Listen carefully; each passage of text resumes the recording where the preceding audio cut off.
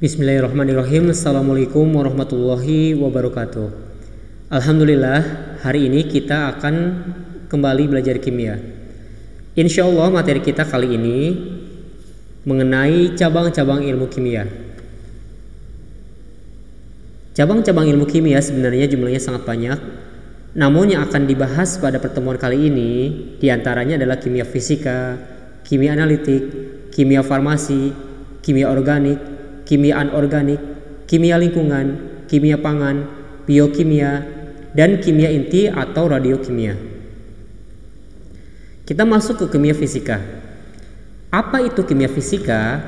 Kimia fisika adalah cabang ilmu kimia yang mempelajari struktur, sifat, dan perubahan kimia suatu zat serta kecepatan dan perubahan energi yang menyertai perubahan kimia tersebut.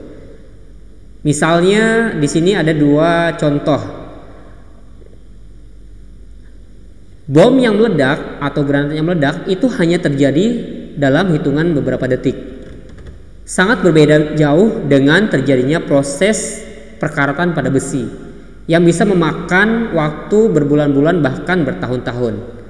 Tergantung seberapa besar zat yang dapat menyebabkan besi berkarat tersebut.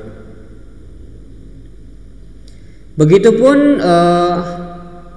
tinjauan kimia fisika untuk energi yang menyertai suatu reaksi. Misalnya, mengapa terjadi perbedaan harga dan kualitas pada premium, Pertamax, Pertamax Plus, Pertalite. Nah, itu karena berbeda jumlah energi yang dihasilkan dari bahan bakar tersebut ketika terjadi reaksi pembakaran. Nah, itu energinya bisa dihitung melalui tinjauan kimia fisika, berapa energi yang dihasilkannya. Nah, itu kajian salah satunya dari kimia fisika. Selanjutnya adalah kimia analitik. Apa bentuk kajiannya? Nah, kimia analitik adalah cabang ilmu kimia yang mempelajari cara menganalisis atau mengidentifikasi suatu zat, baik secara kualitatif maupun kuantitatif. Misalnya nih, sebenarnya apa sih yang ada di larutan hijau ini? Ini misal aja ya. Misalnya ini larutan hijau ini dari segi warnanya, kira-kira zatnya apa? Nah, adakah bau? Nah, ini adalah identifikasi kualitatif. Rasa, bau, warna. Nah, kalau jumlah, misalnya jumlah yang dihasilkannya berapa? Nah, ini adalah kuantitatifnya, jumlahnya, massa jenisnya, kemurniannya. Nah, itu ditinjau dari kuantitatifnya ketika mengidentifikasi suatu zat. Selanjutnya cabang kimia organik, yaitu mempelajari struktur pembentukan senyawa karbon termasuk reaksi-reaksi yang terlibat, proses terjadinya reaksi atau mekanismenya, dan ikatan serta kekuatan ikatan antar atom dalam senyawa karbon tersebut. Misalnya nih, apa aja sih unsur-unsur yang terdapat pada makanan-makanan ini selain karbon? Nah, itu misalnya pada ikan, telur, nasi, sayuran, kacang-kacangan, atau yang terdapat pada bunga. Nah, ini contoh dari struktur senyawa karbon yang termasuk ikatan organik, ikatan kimia karbon ya. Nah, ini kekuatannya bisa kita ketahui atau kita bisa prediksi antara atom yang biru dengan atom yang putih, ikatan antara atom yang putih dengan yang merah, dan seterusnya ya, tergantung contoh dari senyawanya. Selanjutnya kimia anorganik, yaitu cabang ilmu kimia yang mempelajari unsur-unsur pembentuk senyawa, sifat unsur dan senyawa, penggunaan dan pembuatannya. Nah, ini contohnya pada minuman bersoda itu mengandung ikatan dari senyawa anorganik, yaitu asam karbonat yang kita kenal dengan soda. Nah, ini contoh pada air, ikatannya yang terdiri dari ikatan antara hidrogen dengan oksigen. Selanjutnya kimia lingkungan, yaitu cabang ilmu kimia yang menjelaskan tentang interaksi yang melibatkan zat dan reaksi kimia di alam, baik darat, air ataupun udara, serta polusi di alam tersebut. Misalnya ini ada animasi pencemaran air oleh limbah industri misalnya, atau oleh limbah rumah tangga.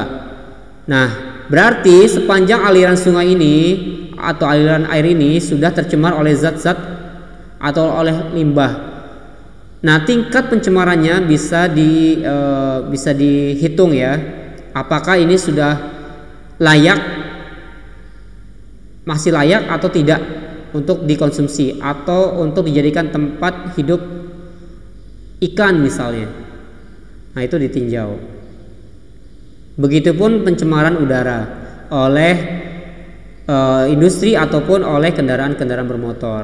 Nah, ini animasi ketika ikan habitatnya sudah terganggu sehingga banyak ikan-ikan yang mati.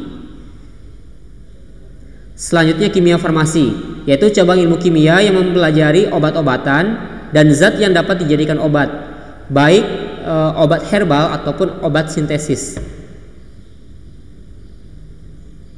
Manfaat obatnya, kontraindikasinya, dan lain sebagainya. Selanjutnya biokimia, yaitu cabang ilmu kimia yang mempelajari proses metabolisme makanan dalam tubuh, baik protein, karbohidrat ataupun lemak, termasuk ada bantuan enzim di dalamnya, penggunaan enzim. Selanjutnya adalah radiokimia atau kimia inti, yaitu cabang ilmu kimia yang mempelajari tentang zat-zat radioaktif atau zat yang memancarkan radiasi, termasuk manfaat dan dampaknya. Ini misalnya manfaat nuklir atau zat radioaktif pada penggunaan PLTN, pembangkit listrik tenaga nuklir. Nah, bagaimana agar PLTN ini aman? Bagaimana perawatannya? Nah, ini simbol untuk zat radioaktif. Jadi zat radioaktif itu tidak semuanya berbahaya, banyak manfaatnya, baik itu di bidang kesehatan, di bidang pertanian, atau bahkan zat radioaktif ini bisa mendeteksi pipa bawah tanah yang mungkin bocor ya. Nah, itu ada zat khusus yang dapat mengidentifikasi tersebut. Alhamdulillah, semoga penjelasannya bermanfaat dan ilmu yang kita pelajari bermanfaat dalam kehidupan kita sehari-hari. Assalamualaikum warahmatullahi wabarakatuh. Tetap semangat dan sampai jumpa di video selanjutnya. Assalamualaikum warahmatullahi wabarakatuh.